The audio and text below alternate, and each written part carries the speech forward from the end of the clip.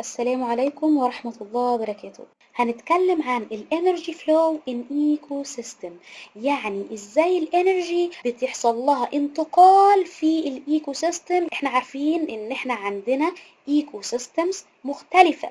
ممكن الايكو سيستم يكون زي كده فورست، غابة، وممكن الايكو سيستم يكون مارين ايكو سيستم، يعني فيها ووتر وفيها فيش. الايكو سيستم بتتكون من ايه؟ consist of ايه؟ الايكو سيستم consist of living organisms زي ما خدنا قبل كده، و non living things. ال living organisms خدناها قبل كده ان هي زي مين؟ زي ال plants وال animals وال humans، بنقول عليهم living organisms. بيكون عندهم كده خواص معينة، ان هم بيعملوا عملية ال breathing مثلا، بيعملوا عملية ال growth، ال reproduction. كل دي عمليات بتعملها الليفنج اورجانيزمز. non living زي مين؟ زي الاير، الووتر، الروكس. كل دول بنقول عليهم حاجات non living things. بيكون عندي interact. يعني ايه interact او interaction؟ يعني تفاعل كده ما بين الحاجات اللي هي living organisms وال non living organisms. لو خدنا بالنا هنلاقي هنا في living organisms في الصورة اللي هي الزبرة. وبتعمل ايه الزبرة؟ بتشرب مثلا، بتعمل drink للووتر.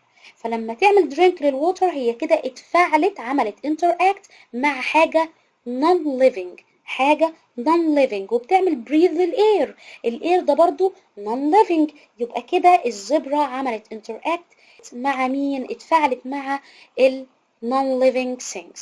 هنا برضو عندي ايه؟ عندي الفيش موجودة في مارين ايكو سيستم. اللي هو الايكو سيستم بتاعي هنا بنقول عليه مارين، يعني مائي. وبيكون فيه ووتر اللي هي النون ليفينج ثينكس. فبيكون في تفاعل ما بين الايه؟ ما بين النون ليفينج ثينكس والليفينج اورجانيزمز. هنا بيعرف لي الايكو سيستم، بيقول لي الايكو سيستم عبارة عن ايه؟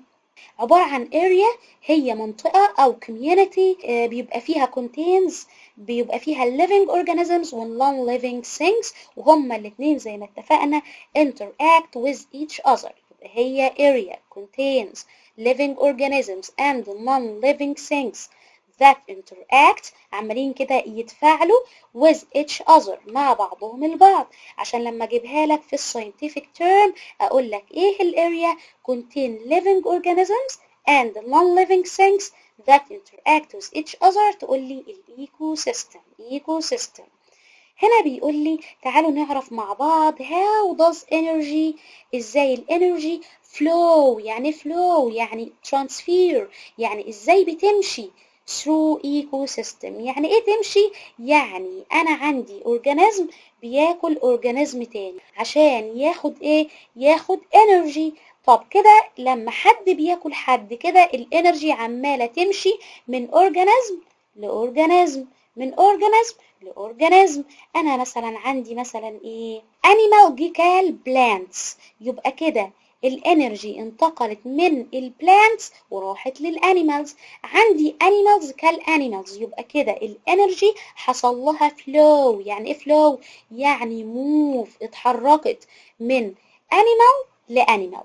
طب لما الليفنج اورجانيزمز بيحصل لها داي، بتموت، طب الانرجي اللي جواها دي هتروح فين؟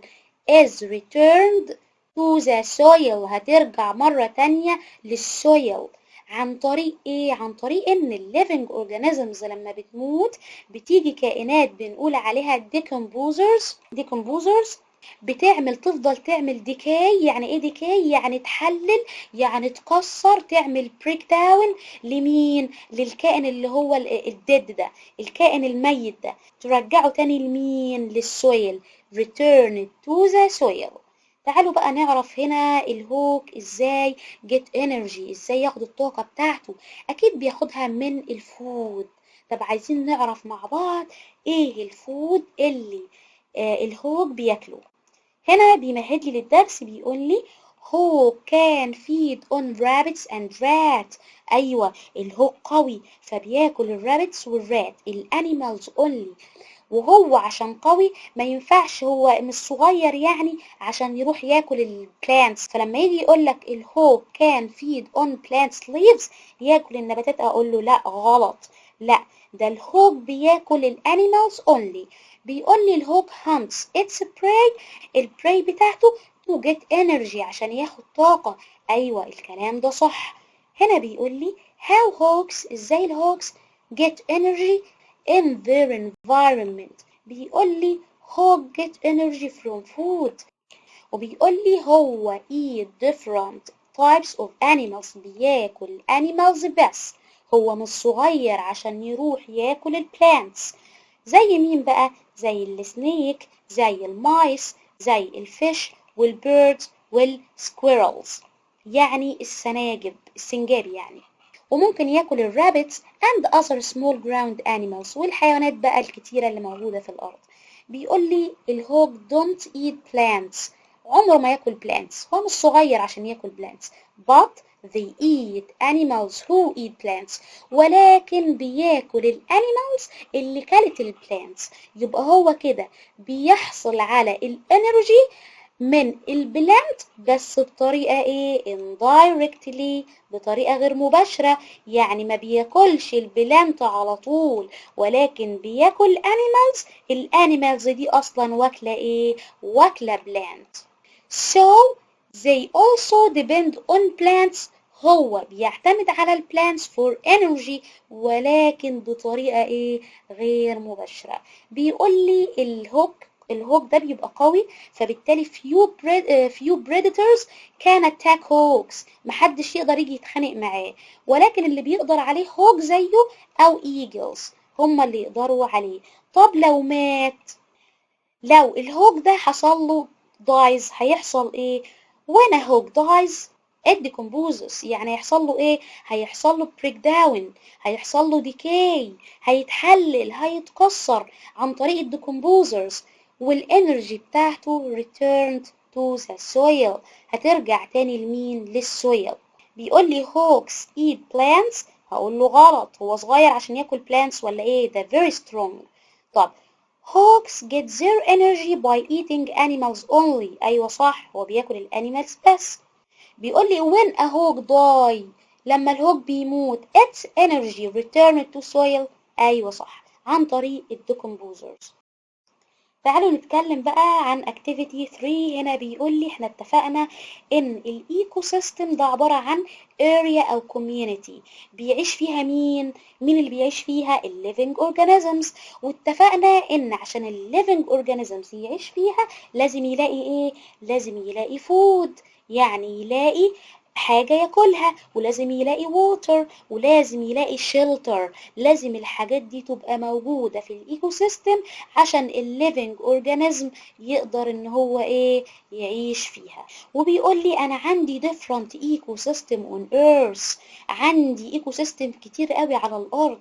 زي مين؟ زي الاوشن، المحيط، وزي الرين فورست، وزي الديزرت، الصحراء، او حتة اسمها التاندرا. التاندرا دي ترجمتها بالعربي السهول الجليدية. بيقول لي what do animals eat، تعالوا نعرف كده الانيمالز المختلفة بتاكل ايه عشان تاخد ايه في النهاية؟ تاخد energy. كل اللي بيعملوه ده يفضلوا ياكلوا في بعض عشان ايه؟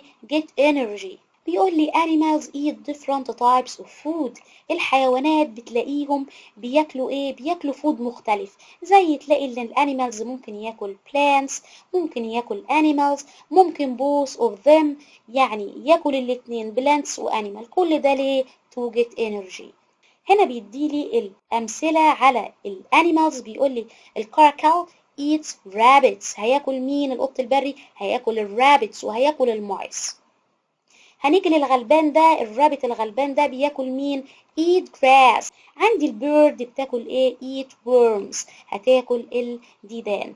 بيقول لي this is a relationship، في علاقة between the sunlight and the energy we get from our food، في علاقة ما بين الsunlight والenergy اللي احنا خدناها من أكلنا. ليه؟ لأن احنا عارفين إن أصلا الانرجي دي البلانت جايبها منين؟ سارقها من فين؟ واخدها من الصن اصلا.